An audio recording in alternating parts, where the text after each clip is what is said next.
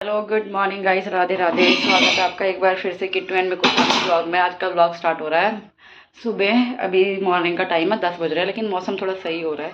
पता नहीं बारिश आएगी नहीं आएगी, कुछ नहीं कह सकते। तो यहाँ पे मैंने अपनी सब्जी वगैरह काट के रेडी कर ली है। भिंडी बना रही हूँ आज मैं। सब कुछ काट लिया था मैंने आराम से। और मैं एक चीज़ और दिखाती हूँ आपको। एक करेले भी मैंने काट के रेडी रख लिए हैं, क्योंकि इनको मैं शाम को बनाऊँगी।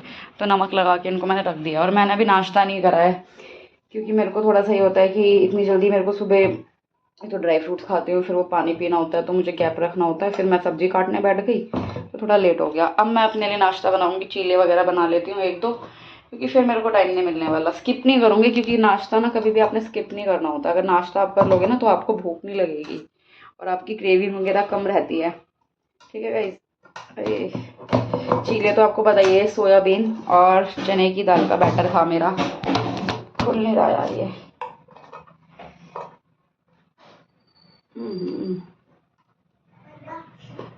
खुल गया फाइनली। ये तो आपने मेरा देखा ही होगा।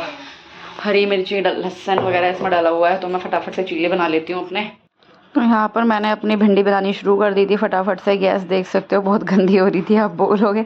एक्चुअली हुआ क्या था ना, मैं जैसे ही वो उसमें दाल गरम कर रही थी तो पूरी की पूरी ना एकदम से ना सारी ऊपर को आ गई, तो उससे ये सारा मैस हो गया था। तो मैंने सोचा पहले ना एक बार सब्जी बना लेती हूँ, उसके बाद मैं सारी किचन एक बार में क्लीन कर दूँगी, क्योंकि बर्तन वगैरह मुझे धोने हैं, रसोई भी फैली पड़ी थी। तो भिंडी भी बना लेती हूँ, तो मैं पलट के रख दूँगी। जैसे कढ़ाई वढ़ाई सारे, मतलब एक भी फिर मैं बर्तन नहीं छोड़ती शाम के लिए। फटाफट से सारा काम एक साथ हो जाएगा। देन यहाँ पे मेरा पार्सल भी आ गया था, भैया आ गए थे नीचे। तो ये शाम का टाइम हो गया था, मैंने कहा चलो पार्सल रिसीव कर लेती हूँ। मैंने ना अपने पम्पकिन सीड मंगाए थे 307 रुपये के, आधी किलो आए थे 500 ग्राम। मैंने कहा चलो ऑनलाइन मंगा लेती हूँ, क्योंकि मेरे हस्बैंड लाते हैं काफ़ी महंगे पड़ जाते हैं। पता नहीं 120 के या कितने के, वो 200 ग्राम आते हैं इस तरह से कुछ। 200 ग्राम बैठते हैं। तो ये मैंने आधी किलो एक बार में मंगा लिए थे, क्योंकि मेरे को डेली चाहिए होते हैं। डेली मतलब मैं सुबह खाती हूँ इनको। तो इन भैया को ना बिल्कुल पता होता है। तो बस यही रेगुलर वाले भैया हैं मेरे, कि नीचे आ जाओ मैं पार्सल लेके खड़ा हूँ। ये आते भी उसी टाइम पे, क्योंकि मैंने इनको बताया हुआ है कि मैं दोपहर में सोती हूँ, तो इस टाइम पे आप आया करो। तो उसी हिसाब से बेचारे आते हैं ये। और कभी भी मेरे को ये नहीं है कि प्रॉब्लम होती है। तो डेली जैसे आप मंगाते रहते हो तो आपके एरिया का मतलब पता रहता है। एक भैया और हैं, वो भी आते हैं, तो वो भी उसी टाइम पे ही आते हैं। मैंने फटाफट से अपना पार्सल रिसीव करा, मैं ऊपर आ गई थी। तो आज ना एक बड़ी अजीब सी चीज़ हुई। मैं अजीब सी क्या, बहुत ही बेकार चीज़ हुई। ना ही वो कभी किसी के साथ भी, किसी के घर में भी वो चीज़ नहीं होनी चाहिए। मैं दूध लेने गई थी तो पड़ोस में ना काफ़ी सारी भीड़ इकट्ठी हो रही थी। मुझे लगा ही था कुछ ना कुछ बात हुई है, लेकिन वो बात कर रहे थे कि बॉडी आई पोस्टमार्टम से या नहीं आई। तो जैसे मैंने कहा चलो मैं बाद में देखूंगी। अभी मैं चली गई थी दूध लेने के लिए। देन मैं जब दूध लेकर वापस आई तो वहाँ पे फिर गॉसिपिंग का बातचीत होती है, देखो सब, कि ऐसे ऐसे फांसी लगा ली थी एक लेडी ने। तो यहाँ की, मतलब हमारे यहाँ की बेटी थी। पहले उसकी शादी हुई थी तो उसके हस्बैंड की डेथ हो गई थी। दूसरी उसकी शादी हुई, पता नहीं परेशान रखते थे क्या करते थे। परेशानी, कोई कुछ ना कुछ प्रॉब्लम होगी तभी। कोई ऐसे तो सुसाइड करता नहीं है। लेकिन मेरा मानना ये है, सुसाइड करना ना किसी प्रॉब्लम का सल्यूशन नहीं है। और सबसे बड़ी बात, उनकी एक बेटी भी 8-9 साल की, और वो शायद प्रेग्नेंट भी थी, उन्होंने सुसाइड किया है।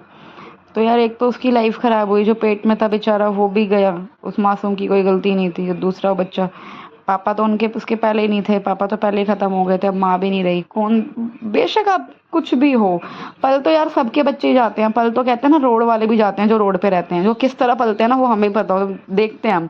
वो आप सब भी जानते हो कि किस तरह उनकी परवरिश होती है, कितना इम्पैक्ट पड़ता है यार, किस तरह से बच्चे पलते हैं। माँ बाप के बिना ना कोई लाइफ रहती ही नहीं है।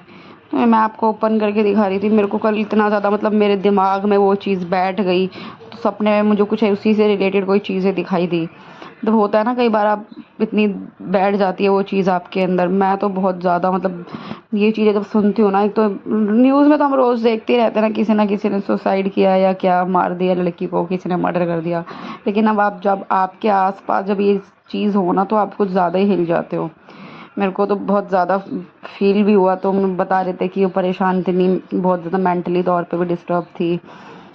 कोई ना कोई इशू रहे होंगे, जो भी इशू रहे हो, मेरा मानना ये है, आप अकेले रह सकते हो किराए पे कमरा लेके।